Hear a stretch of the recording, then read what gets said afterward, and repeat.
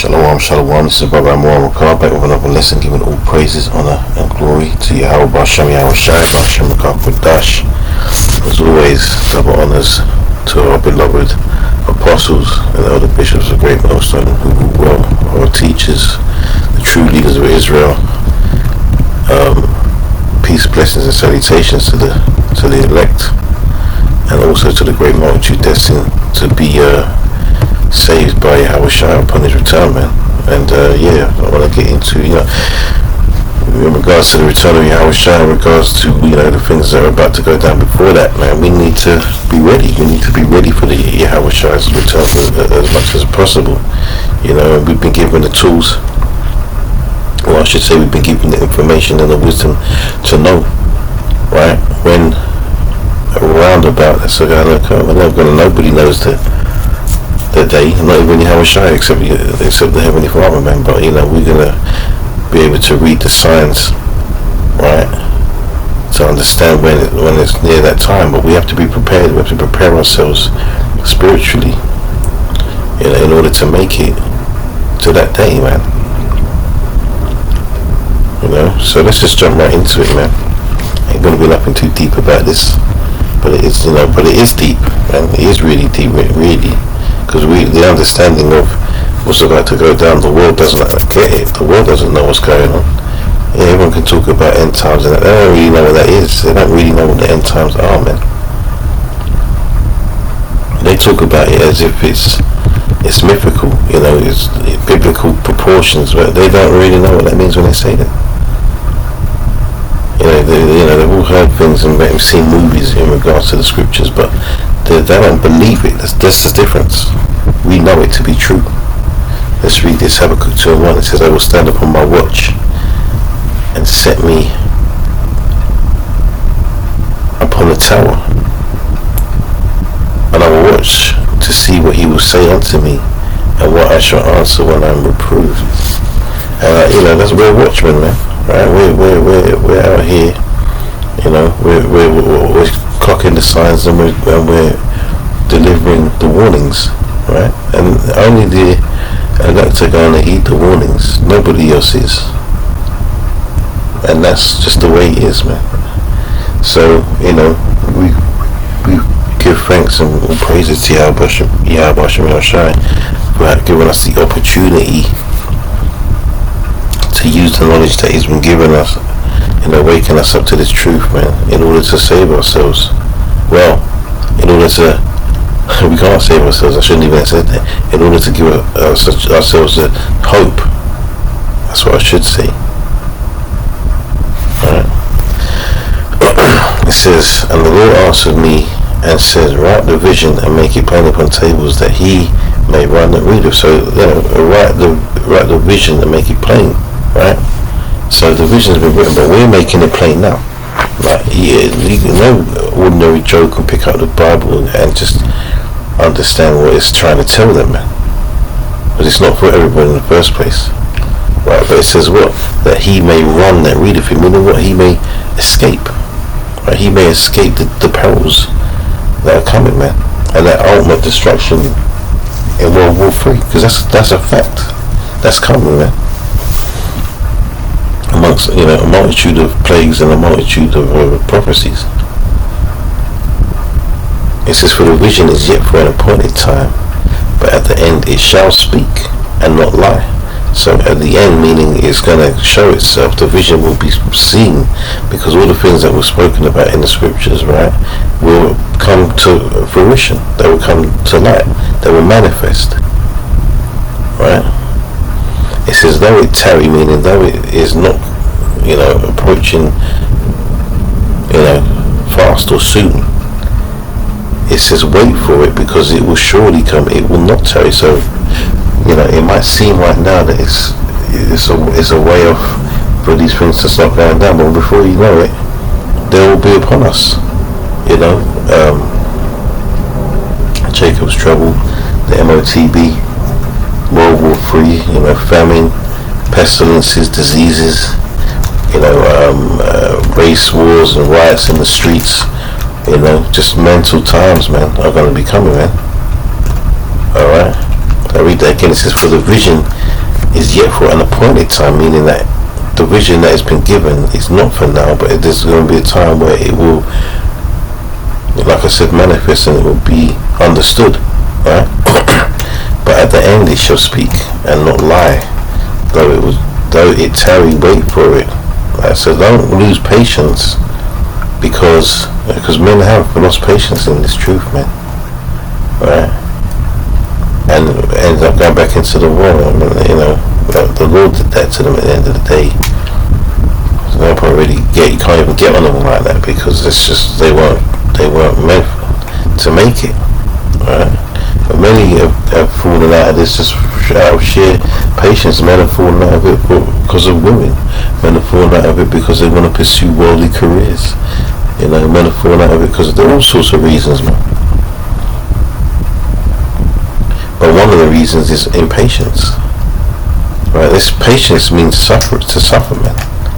That's the whole part of this truth, is to suffer, because we know what's to come, and we have to, and not only that, like, we know what's to come and we have to wait for it, but we know also to make it, to get to that point, we have to go through hell.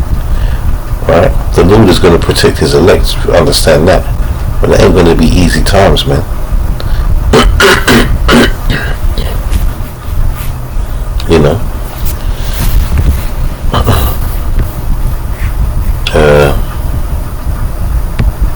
Let's go to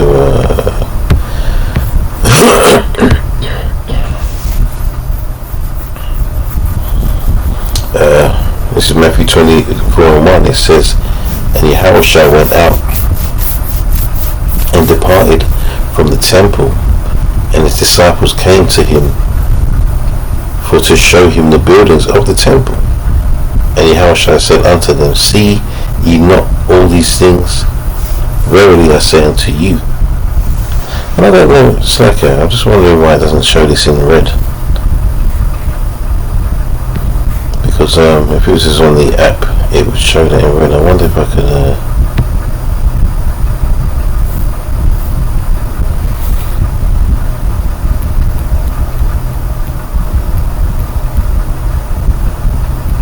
right, there you go. I thought I watched my show. Alright, let's go back. How do I hold on a minute? Select it, bear with me. I've got to beat my bonnet on this now. Right, on.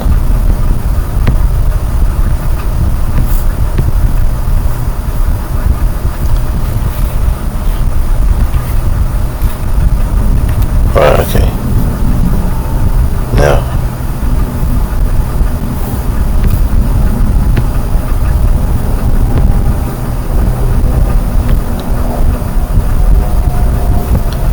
Why didn't that stay?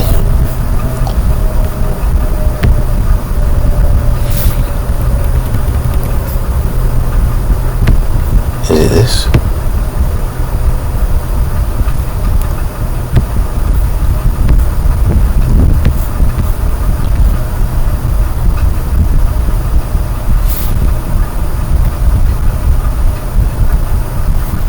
Oh, save preferences. There we go.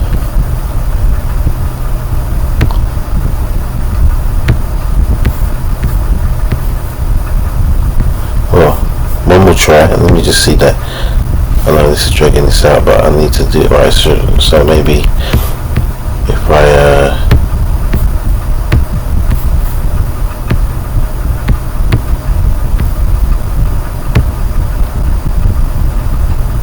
right, there you go. But why is it not doing it for the KGV?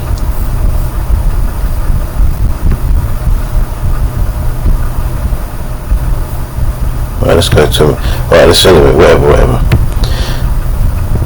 Matthew 24, slacker, just,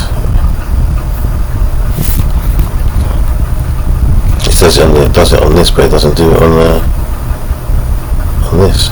Anyway, back in verse 2, it says, and Yahushua said unto them, I'm slacking for that, but I had to try that.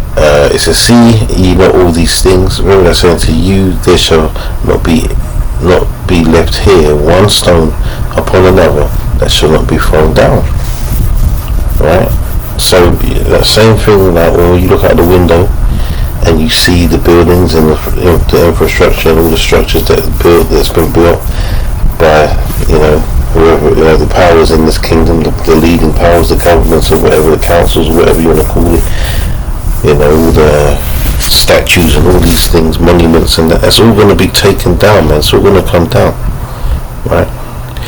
That's basically what Yahushua is saying, because it's going to be a refreshment. We're going to start anew, right? It says, and as he sat upon the Mount of Olives, the disciples came unto him privately, saying, Tell us, when shall these things be, and what shall be the sign of thy coming, and of the end of the world? And Yahushua answered and said unto them, Take heed that none may deceive you, for many shall come in my name, saying, I am Hamashiach, and shall deceive many. And ye shall hear of wars and rumors of wars. See that ye not be troubled, for all these things must come to pass, but the end is not yet. Alright, so, that was Yahushua talking about these times now, man. Basically he's talking about these times now. You understand, when he was talking, that was like what, 2,000 years ago, man. So that was the first day of if I'm correct in my mathematics, I believe, I can get corrected in the comments if I'm wrong, but I believe that would be the first day, and now we're in the third day, man. Alright, we're in that last day now. So remember the scriptures say what? One day to the Lord is 1,000 years, and 1,000 years one day. So he was looking at it from the perspective of his Father, man. It's not, to get to the Heavenly Father, man. He hasn't been waiting that long, man.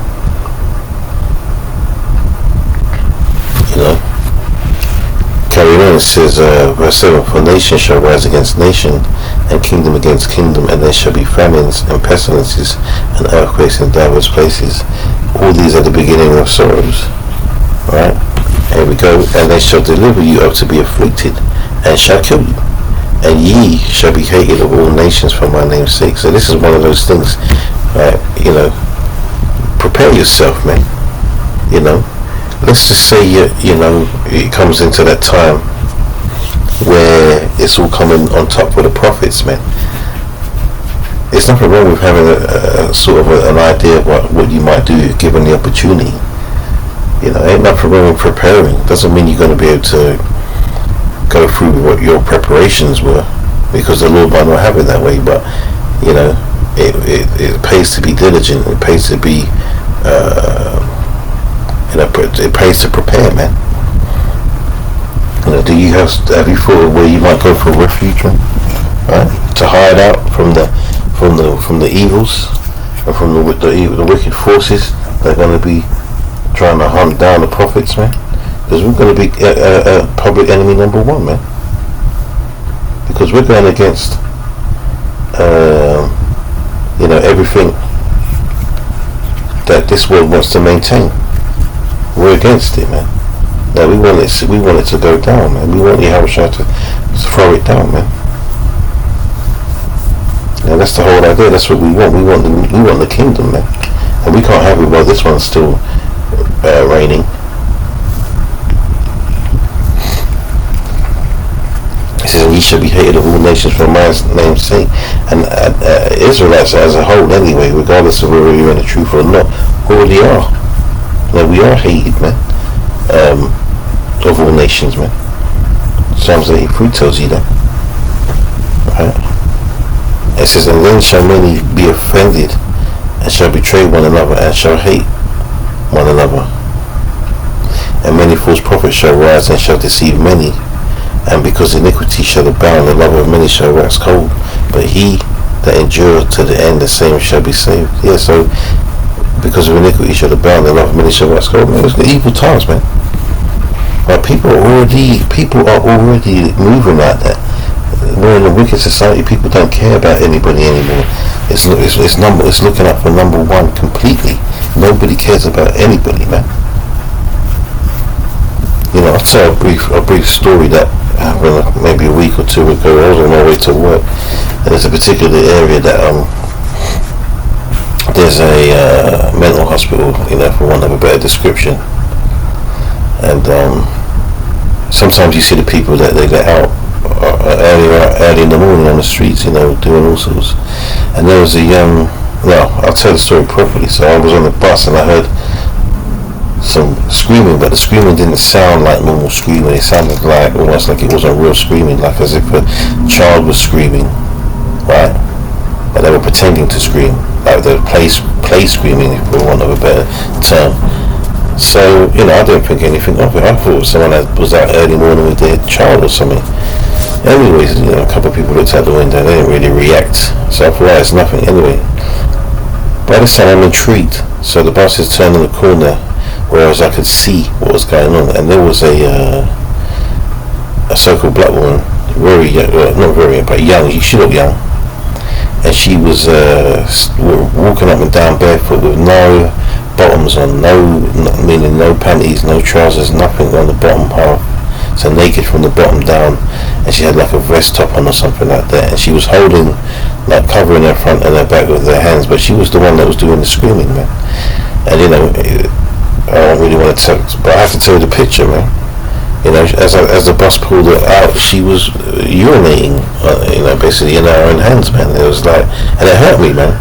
It hurt me for the day. I couldn't get it out of my mind because, you see things like that a lot of the time, but the fact that people were just walking by, without, not even flinching, man. And it was like, this is what the world has come to, man. Where, it says it, man. The love of many shall wax cold. So imagine if it's like this now, what's it going to be like in these end times, in the last time, man, in the last moments of this day, man. Anyway, it says, and this gospel of the kingdom shall be preached in all the world for a witness unto all nations, and then shall the end come. So that means that it will be taught to all those that need to hear it, man. That doesn't mean it's going to everyone's going to hear it in every part of the world. There's going to be people that aren't going to hear this because it don't matter whether they hear it or not. You think those tribes living in the Amazon and that are going to hear this? They're not going to hear this, man. It ain't for them.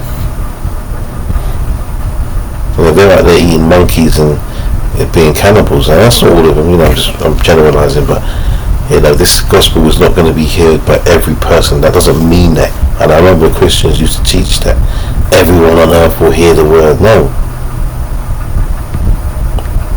they might hear some form of the Bible, but they ain't going to hear this truth.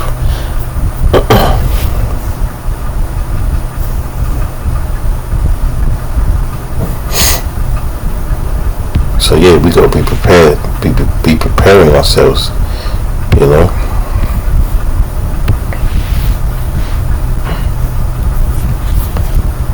Let's get straight to the point here.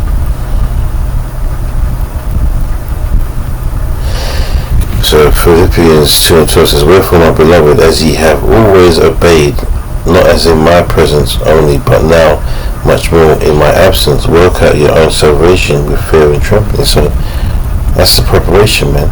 Work out your own salvation with fear and trembling. Salvation is the key. How do you do that? You got to study the word. You got to understand the signs and the seasons, man. You got to know all sorts of things. You got to know the plans of the wicked, man. That's why it's important to pay attention to the news and the current affairs and stuff like that, man. You have to, man. You can't be walking around like not paying attention to all of these, even though these politicians are front men, right? You got to pay attention what they're saying, man. And let me get let me read this. I'm gonna stay in the book for a minute. Second Ezra 9:1, it says, he answered me then and said, measure thou the time diligently in itself, and when thou seest part of the signs past which I have told thee before, then shalt thou understand that it is the very same time wherein the highest will begin to visit the world which he made.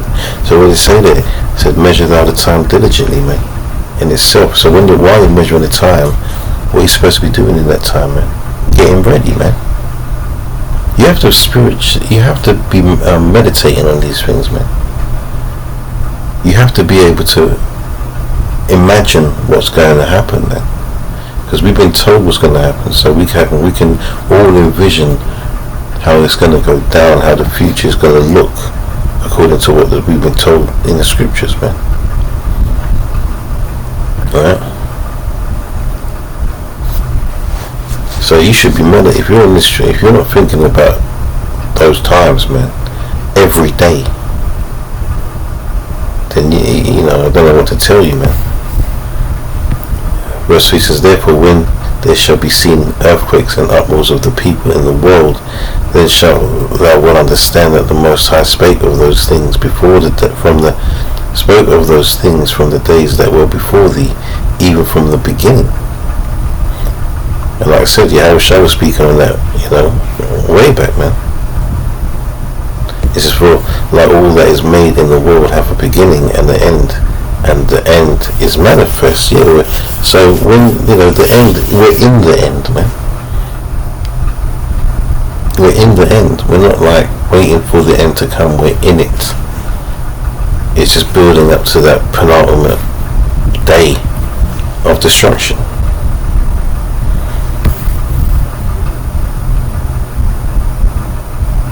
What was it? Yeah, verse 6. Even so the times also of the highest have plain beginnings in wonders and powerful works, and endings in effects and signs. So that's what I said, you got to keep an eye on what's going on, man. You know, technology, definitely be keeping an eye on technology and the monetary system and the military system, man. These are all part of big players in what's going to happen, man. The military system is going to, you know, as regards to the host, the armies, and the weapons that are going to be used, those ICBMs, man. The monetary system, you know, when they start crashing economies and talking about cashless societies and universal basic income, right, which they're already talking about with this stuff now anyway. And then, you know, you finding new ways to pay, you know, that's the MOTB, man. Alright? And then you got to think of also how they're going to try to start splitting religions, man. Get people to worship the beast, to worship that system as well, man. You know, people already worship it, they just don't know that they're worshipping it, man. You know, they're worshipping it when they're, you know, in love with these celebrities and they're believing on the governments and all that stuff. They're already involved, man. They're already committing themselves to this world. Right? He says, and everyone that shall be saved and shall be able to escape by his works and by faith whereby ye have believed shall be preserved from said perils, and shall see my salvation in my land and within my borders, where I have sanctified them for me from the beginning, the first fruits. Right? So it says that everyone that shall be saved and shall be able to escape by his works and by faith. Right? So, you know, the scriptures say what faith without works is dead, because your works prove your faith. You can't say you believe in something but don't put the effort in to show that you believe in it. It's not about just saying, yeah, I believe in it, just I'm going to hang around and just do nothing, man. No, you got to put that work in, man. Yahushua told us what to do. Alright, he told us what to do already, man. You know?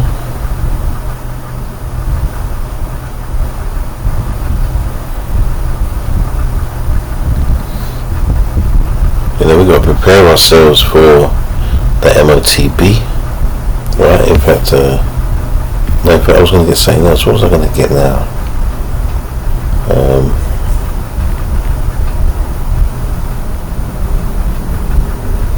Yeah. Hold on. Because I remember I was talking about patience, man. You know, that's another thing. You have to be patient.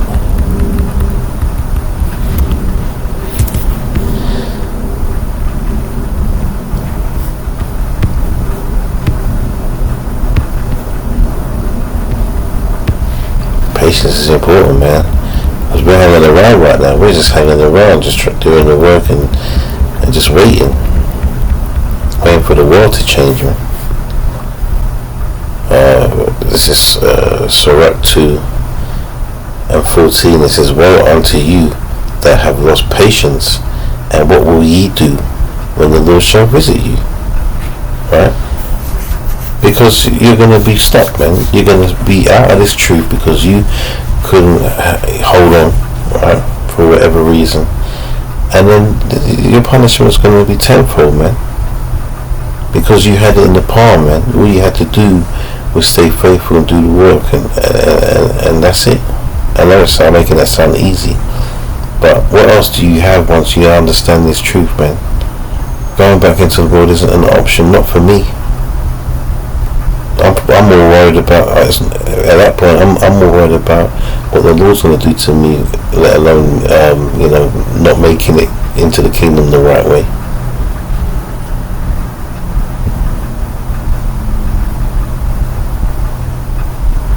You know? Let me get one more to go with that,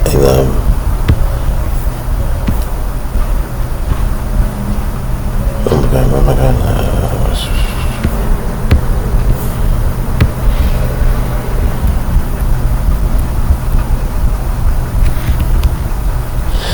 I'll read some from the top. James 1:1. It says, "James, a servant of Yahweh and of the Lord Yahweh Shemashach, to the 12 tribes which are scattered abroad, greeting." And just to make the point, as always, that what did it just say? To the 12 tribes which are scattered abroad, greeting. So this is for the 12 tribes of Israel. It doesn't say anything about no heathens or actual Gentiles, not Israelites living as Gentiles. It's talking to the Israelites, man. And really, this is for the elect, because only the elect are going to be reading this and understanding it anyway. So all things in the scriptures really are for the elect. Right? "My brethren, count it all joy when ye fall into diverse temptations, knowing this, that the trying of your faith worketh patience." Right? So that's another thing. So the trying of our faith is to build us up, man, to these end times, man. Right? "But let patience have her perfect work, that ye may be perfect and entire, wanting nothing. If any of you lack wisdom, let him ask of Yahweh, that giveth to all men liberally, and upbraideth not, and it shall be given him. Let him ask in faith, wavering nothing, for he that wavereth is like a wave of the sea, driven with the wind and tossed." So basically, that's how you're going to have to be in these times, man, this last day, right? Because we're going to have to really, that's when really faith is going to kick in. And you have to rely on the Lord, man. You ain't going to rely on yourself. You might not be able to rely on your brothers, because more than likely we're all going to be on our own mission, man.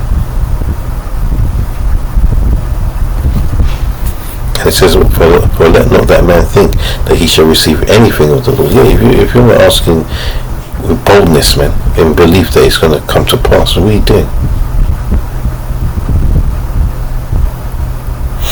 Verse 12, "Blessed is the man that endureth temptation, for when he is tried he shall receive the crown of life, which the Lord hath promised to them that love him." What's that temptation? That temptation is the MOTB, man, because we're always tempted. Like that, we're all, remember, none of us are pure. We're always going to be tempted in our path, in our walk, right? But that is a particular temptation that's talking about, man. That's that moment of temptation, man. The hour of temptation.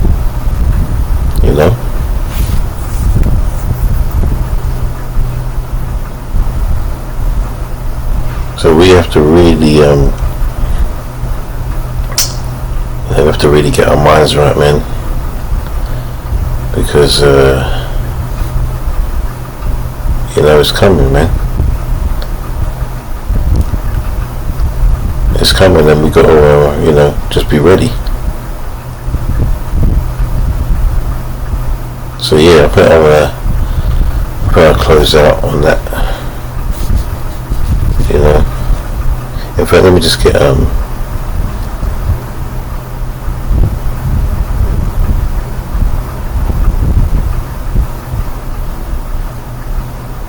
Like, you know, that'll do. Yeah, so yeah, Lord wouldn't have said it, man. All praises to Yahweh Bashem Yahushai. Shalom to the next one. Shalom.